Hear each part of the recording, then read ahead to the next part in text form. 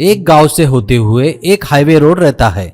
उसी गांव के बाजू में एक ब्रिज भी था। हाईवे से जाने वाली गाड़ियां उस ब्रिज के ऊपर से जाते थे। उस गांव में एक विकास नाम का लड़का था। वो बहुत ही कंजूस था। उसकी नियति बहुत खराब थी। उसके पास एक नाव थी। वो नाव चलाकर जी रहा था। वो लोगों के सामान यहाँ से वहाँ और वहाँ से यहाँ लाते ले जाता था और पैसे कमाता था, और वो लोगों से ज्यादा पैसे मांगकर उन्हें परेशान करता था। एक बार उस जिले में बहुत बड़ा तूफान आया। घर, इलेक्ट्रिक पोल सब टूट गए। नदी में बाढ़ आ गई। बाढ़ का पानी गांव तक आ गया। उस तूफान के कारण ब्रिज भी टूट जाता है।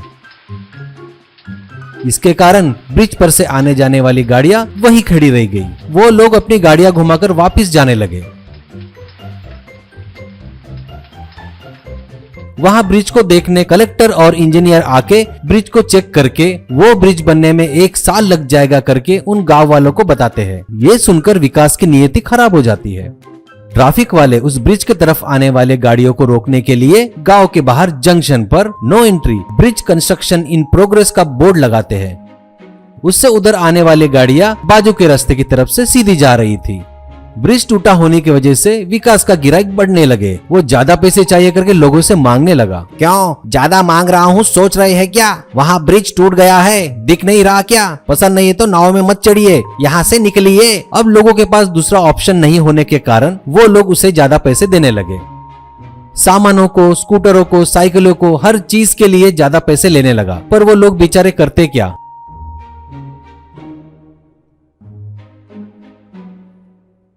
एक दिन विकास की लालच बढ़ जाती है। वो जंक्शन पर जाकर वहां लगा नो एंट्री बोर्ड को निकालकर फेंक देता है और नदी के पास आकर खड़ा हो जाता है। थोड़ी देर बाद एक आदमी अपनी महंगी कार से आता है। वहां बोर्ड न होने के कारण वो सीधे टूटे हुए ब्रिज के रास्ते पर आता है। ब्रिज के नजदीक आकर देखता है तो ब्रिज टूटा हुआ था। आदमी, ओ शिट, अब कैसे जाऊंगा? अगर समय पर नहीं पहुंचा तो मीटिंग कैंसिल हो जाएगी और मुझे बहुत नुकसान हो जाएगा। अब क्या करूं? ऐसा सोचता है। तब नदी के नाव पर बैठा विकास उसे देखकर अब मिला ना बकरा, सोचकर जोर से आवाज लगाता है। क्या हुआ साहब? आगे नहीं जा सकते हो आप, वापिस जाना पड़ेगा आपको। वैसे घूम कर जाओगे तो 50 किलोमीटर ज्यादा सफर करना पड़ेगा, यानी 1 घंटा ज्यादा लगेगा आपको। अगर आपको अर्जेंट है तो कहिए, मैं आपके कार को नदी पार करवा सकता हूँ। वो व्यापारी, क्या कार को नदी पार करा सकते हो क्या? वो कैसे? विकास, अरे आइए ना साहब, मैं अपनी नाव से पार करवा दूंगा। आइए साहब, अपनी कार मेरी नाव में चढ़ाइए। व्यापारी, क्या कार को नदी में चढ़ाऊं क्या? गलती से कार पानी में गिर गई तो कितना नुकसान होगा पता है क्या? नहीं नहीं, मैं नहीं चढ़ाऊंगा। विकास, अरे साहब, ये मेरे लिए नया नहीं है।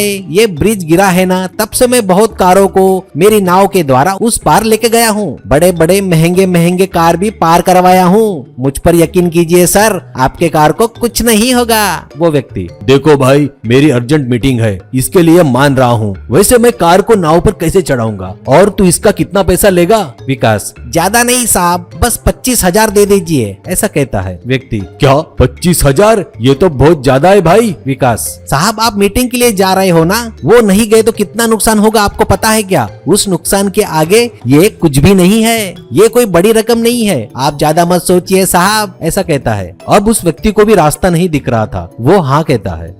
अब विकास 2 लकड़ी के पट्टे को नाव में से नदी के किनारे पर डालता है और कहता है, साहब इन पट्टों पर से गाड़ी को नाव में चढ़ाओ, जल्दी चढ़ाओ। व्यक्ति, अरे बाप रे, मैं कोई सर्कस में काम करने वाला स्टंटमैन हूँ क्या? ये अपने से नहीं होगा भाई। नुकसान हुआ तो नुकसान हुआ, मैं तो वापिस जा रहा हूँ। विकास नाव से उतरकर आता है। क्या साहब, आपकी मीटिंग मिस हुई ना तो कितना नुकसान होगा पता है क्या आपको? अगर आपको डर लगता है तो आपकी कार मैं चढ़ाऊंगा, चाबी दीजिए मुझे। वो व्यक्ति नहीं नहीं कह रहा था तो भी विकास उसकी एक नहीं सुनी और जबरदस्ती उसकी चाबी छीन लेता है और कार को धीरे से उन पट्टों पर से गाड़ी चढ़ा रहा था। वो व्यक्ति डर के मारे वहीं रुका और देख रहा था। इतने में नदी में एक लहर उठी और नाव इधर उधर हलने लगी। बस क्या था, एक पट्टा सरक गया और कार नदी में गिर गई और पानी के बहाव में बह गई। ये देख व्यक्ति सर पीटने लगा। विकास तैरकर ऊपर आ गया। ये देख गुस्से में वो व्यक्ति विकास की जमकर धुलाई करता है और पुलिस को सौंप देता है। वैसे विकास अब जेल की हवा खा रहा था।